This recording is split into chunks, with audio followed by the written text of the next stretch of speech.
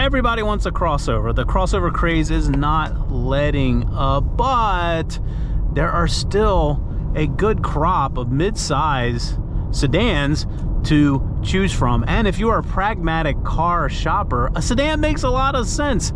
They're generally better to drive, they get better fuel economy, they're cheaper to buy, they're cheaper to maintain and own, they just sit a little bit lower, and people don't like that. And then a lot of folks will go, well, I need a crossover because, well, I need all-wheel drive. Well, good day to you. You're watching Beyond the Test Drive, and you can get all-wheel drive on this 2025 Nissan Altima. Today, or this week, we've been spending time in this SV trim level with the all-wheel drive, and this does have a special edition package added to it. The SV trim is like one from the bottom.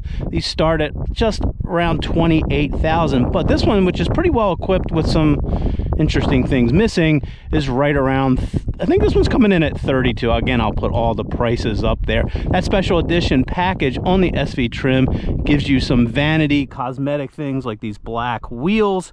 You get these matching mirror caps. You get this rear spoiler. You also get a pretty nice finish on the back with those dual exhausts. I really like how that looks. And you also get a sunroof. Go ahead and put it in sport. What the heck? All right, here we go. 0-60 2025 Nissan Altima SV all-wheel drive.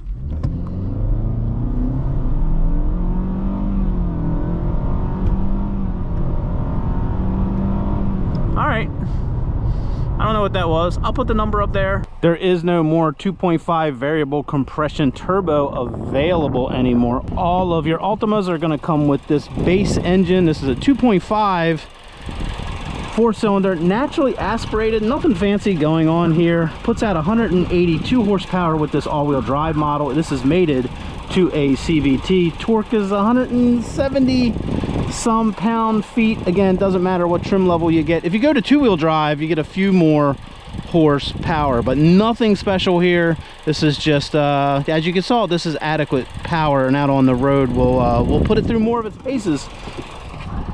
That CVT will connect up a drive shaft down the middle to power these rear wheels in slippery conditions. Nissan calls it an intelligent all-wheel drive system. Pretty basic setup, and actually has done pretty well in some of the reviews I have seen. On the inside, that special edition package gives you a wireless phone charger. Down here you get wireless Apple CarPlay and Android Auto, dual zone climate control, and you get a much larger infotainment screen. A few things that are lacking, I'll just go ahead and get those out of the way. This is an all-wheel drive car. Who buys all-wheel drive cars? People that live in cold places, and you cannot get heated seats on this. And I'll go ahead and tell you that I don't like the steering wheel. It's hard and plastic. You can't heat it at these trim levels, so on cold mornings it's not the best to grab. These are just 17-inch wheels. You can get 18, I think, on the SR trim. 18 would be good. These kind of look a little small for the length of this car, and you get these black glossy wheels, but all in all, pretty good. And I should mention, you also get remote start right here on the key fob. Pretty nice with that special edition package. And this also has a $500, it's the biggest undercarriage lighting thing you've ever seen, for 500 bucks. So if you want your car to glow at night when you get out, you can add that. But 500 bucks for that. I always like Nissans with their big chrome handle. This is keyless, but you do have to go through this button. Driver seat, nothing fancy here. We'll get into these zero gravity seats out on the highway portion, but no lumbar. And to be frank, you don't really need it with these seats. Power here. Everything is really simple and basic with the Altima as far as sitting in the driver's seat. Really basic gear shift, PRNL, PRNDL, old school here. And if you push this button, it will put it in sport mode. Stop start right down there, and your parking brake right here. How simple is that? On the steering wheel, you do have this flat bottom wheel here, which is nice. I like it. I like the looks of this, but again, well, I've already complained about that. And all of your functions here for this center screen. Actually, the center screen is actually pretty big. It's easy to read. It's really easy to use to go through some of your features that you can display down there, like your miles per gallon, you can, what song you got playing on Apple CarPlay, your speed, whatever you want to put there. Also have your fast forward and volume and things like that. Over here is just all cruise control and some phone controls. Pretty simple there. Basic lighting, wiper, stalks that you see in almost all cars. In, out, up, and down. Again, pretty standard here. Pretty basic stuff over here. I do like that you can turn down your brightness right here, which is pretty nice. Trunk release, trip reset, gas and hood releases down there. And basic window controls, but only auto down on this driver one. Basic rear view mirror here. No sunglass holder up here. Nothing fancy with the lights or anything like that. And again, you do have this nice sunroof. Nice addition there. Backup camera with steerable lines. Resolution is, you know, not the best, but it does the job. The other thing I will mention is, other than the turn signals, I don't know if you can hear that. They do take some getting used to. All the other chimes and beeps, warning alerts are all very pleasant. They just kind of give you a little nudge, say, hey man, you're doing something you shouldn't be doing, or you got to watch that. So really do appreciate that. Also, I do like that the blind spot monitoring light is right here. It's nice and big and bright. I don't like the ones in the mirror. Now, as we work our way down to our uphill dig, I do want to give you a big hearty thank you for pressing play today. And if you're new here and you enjoy high quality reviews where the car is the star, subscribe to be on the test drive. We would love to have you along for the ride. Okay, here we go. 50-mile-per-hour speed limit road. Not congested this morning, but here we go. We're just gonna punch it. Oh, we put some power to the back. All right. Okay, that is probably the only scenario where you're gonna get drone out of this CVT, because for 90%, even fairly moderate acceleration, the CVT does a very good job of mimicking regular old transmission shifts. Now, the best way to describe the Altima driving experience is really, it's nothing exciting about driving it whatsoever. However, it's really pleasant and comfortable, and that's kind of the key here, because as we start from the ground up, ride quality is something that this does really well at. It is a very comfortable ride, and even over bumpy surfaces in turns, I've never found this week the suspension to ever get unsettled. So whether it's an expansion strip, whether it's potholes, very well done suspension on this. And as far as creaks and rattles, this specific one has, I think, almost 6,000 miles. No creaks or rattles in this. Even when you are on some bumpy surfaces, it doesn't shudder the car. So you can tell this is kind of an older design. They've been screwing this together. USA built, by the way. They've been screwing this together for quite a while, and you know, it comes together pretty good. So we're gonna dive into some of these turns here. Gonna get on the brakes. And other than the engine being a little sluggish to respond there, it's not bad. And again, it's all about that combination of the ride quality and the handling. The steering here is not slow at all. It's a little on the light side, but it's pretty quick, as you can see there.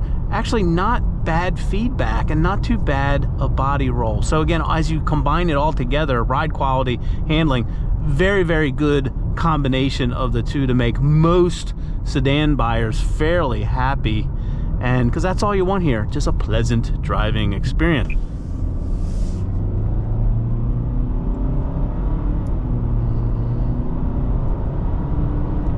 And as far as braking goes, didn't want to slam on the brakes, but the brake pedal's great. This is right in. This is the brake pedal feel that I prefer. It's very linear as you push down through it. It's pretty firm, so all in all, pretty good. So when you combine all this together on a road like this, not exciting. Not exciting at all, but very pleasant, very confident. I don't know of any, all the mid-size sedans kind of do this. I don't think any of them drive bad at all. They've all come so far. you know, all of them do really, really well here. And again, for most of the time, this CVT, Nissan's got a bad rep for their CVT, but this one pretty much seems like a regular transmission most of the time. It will...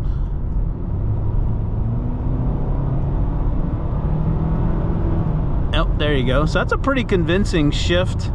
If I slow down here and get on it, yeah, it's just a little sluggish to reply. All right, there we go. Okay. All right, nice job, Altima. That was pretty fun. Now you do get about 15 cubic feet in this trunk here. Pretty deep, pretty useful. And you do get a spare tire down there. That's all good. And the seats go down, of course.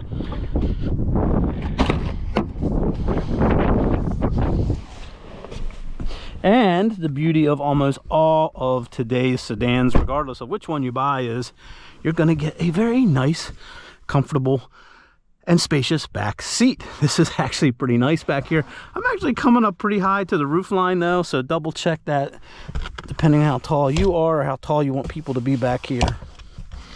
No vents on this trim level, but we do have a USB-C and a USB-A there. A little bit of a center hump there. You do have that drive shaft going to the back, of course.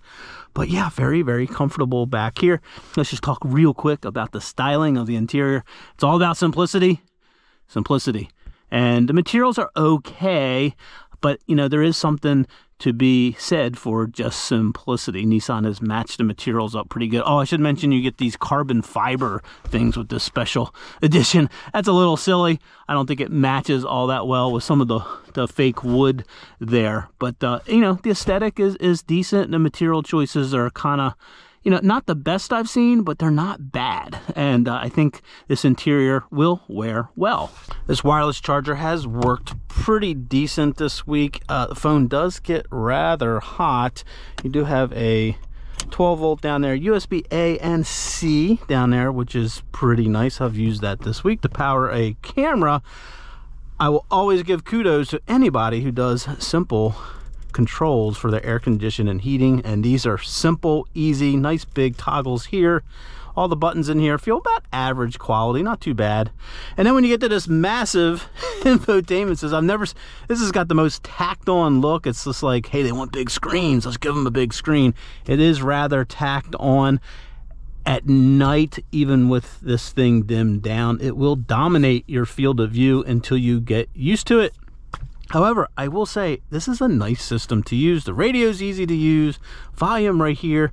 I can dim this thing with that button right there, which is nice.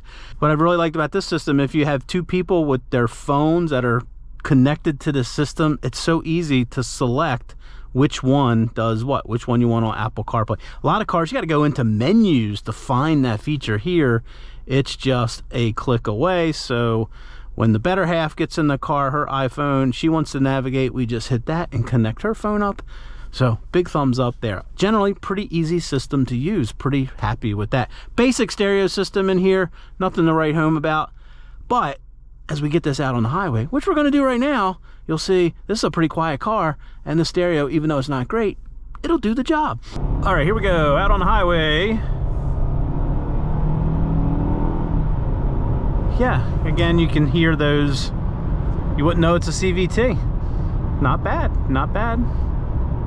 Okay, so if you are a road warrior and you just need a car to chew up miles in, maybe like the road trip, you do need all-wheel drive because you have some bad weather, but you don't want to give up fuel economy and you don't want to spend the money on one of those hybrid crossovers. Well, this one does really, really well. We did have this on like a 170 mile out and back trip, and I think we got about 32 miles per gallon, averaging right around 55 miles per hour. So that's not bad. It's rated for 35, I think, and but for all-wheel drive and the space you get, it's not bad. Yeah, and you'll also enjoy, again, if you're a road warrior and you do want to chew up some miles, these seats, Nissan makes a big deal about them, these zero gravity seats, and they're really good. So I can just say that they don't have any pressure points, and maybe that's what these seats are all about. You don't quite know where it's pushing up against you or into your back. So, and I haven't really missed lumbar in these, so I think there is something to be said for the Nissan seats. Other thing, we measured 67 dBs in here at 70 miles per hour, putting it on the quieter side of some of the cars we have measured. And again, one of the nice things about sedans is no wind buffeting. You know, these things sit lower, they're much more aerodynamic than the big boxes that everybody is driving. It's quiet enough that this base stereo system does a decent job. Now, you do not have any type of radar cruise control, you don't have any fancy lane centering, and you know what? I'm okay with that. Now, I will always give kudos to any car company for giving us a lot of choices, and Nissan has done that. They do have that range of sedans, and I don't know what the future holds for the Altima, but these cars are important for price, for just the pragmatic transportation that they provide. So I hope Nissan will continue to improve the Altima. This one is a little long in the tooth, this current generation. And if you're shopping for a four-door mid-size sedan, my recommendation is to go out and drive them all. Set your budget and then see which ones you can get a deal on. There's no huge standouts in how they drive. You know, obviously the Honda Accord always sort of gets the handling prize there, but you know, drive them all. There are tons of Altimas out there, so we need to know what you think, especially if you own one of these or you're thinking about buying one and you have any questions about our week with this. And if you own any other mid-size sedan, we also want to hear from you. Help our shoppers out. Tell us your experience with the specific vehicle that you own. Again, as always, folks, we do appreciate you coming along for this point of view drive. And as always, have a great day, morning or evening, wherever you may be.